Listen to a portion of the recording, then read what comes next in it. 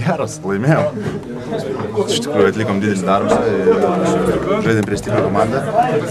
Iš tikrųjų galvom, kad žais galbūt net jie geriau, bet žaidėm mes geriau ir, sakykime, susikopėm, buvom koncentruoti, darėm tai, kad treneris norėjo, emocijos puikios, pergalė pirma ir gera pradžia mūsų darbo.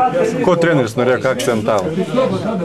Akcentavo daugiausiai, sakykime, viens prieš vieną gynybą, kadangi jie yra, sakykime, ne tokia gera kaip komanda, bet kaip individualų žaidėjai ir akcentavo viens prieš vieną. Svarbiausia buvo apsiginta, paskui kai apsiginė, puolimas lengviau gaunasi ir manau, kad pavyko apsiginti pakankamai neblogai. Martynai, kas atsitiko ketvirtajame kėlinyje, kai komanda tarsi pasimetė susikrovusi persvarą? Galbūt kažkiek paėmė arčiau, mus spausti pradėjo, kažkiek gal pasimetėm, gal pakankamai taip ėjo viskas normaliai, o paskui taip staigiai paėmė, padarėm porą kvailų klaidų, sakykime, kurias darželį daro žmonės ir iš tikrųjų gal atsipalaidavome ir nebuvom tam pasiruošę visiškai. Tu buvai būtent tas žaidėjas, kuris pataikė 3 tritaškius tuo metu sunkiu. Čia buvo trenerio taip nurodyta? Ne, žaidė, treneris nepasakys, mes tą ataką ir mes kitą ataką.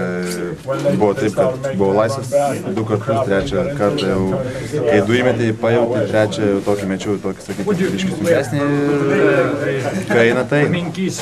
Tai atsispaudimai nauda išėjo? Išėjo, kaip metimas pagerėjo, tai gal ir išėjo nauda. Treneris sakė, kad varžovai žvaigždžių prifarširuota komanda, bet to aikštelėje nesimatė visiškai. Nežinau, šiandien, kiek man atrodė, tai jie vaikščiojo, nebėgiojo, centrai nedaro ten jokių, sakykime, užtvarų, ten jie individualiai žaidžia, bet kadangi mes buvom tam pasiruošę, jiem nieko nepavyko taip šiandien. Ar turkai bus pagrindiniai varžovai dėl pirmos vietos grupėje, dėl 3, 4? Žiūrėsim, mūsų tikslai laimėti viską, o kaip pasižiūrėsim.